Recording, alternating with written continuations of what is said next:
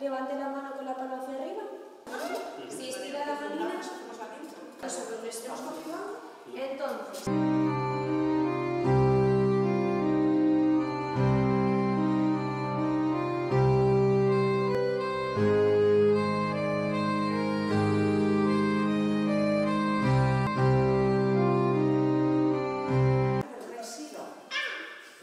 Vale, si no, así va a conseguir moverse. Hay muchos más.